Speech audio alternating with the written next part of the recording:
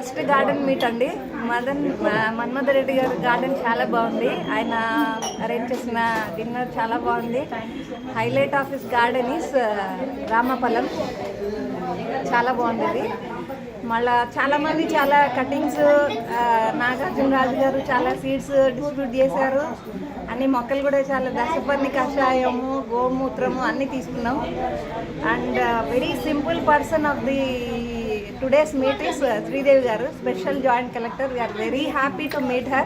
Such a simple and nice lady. We might have missed her if we మనం ఈరోజు attend అయ్యే ఉంటే ఆమెను మిస్ అయ్యేవాళ్ళం. అదే కాకుండా ఇంకా చాలామంది గెస్ట్ని మేము ఈరోజు పరిచయం చేసుకున్నాము.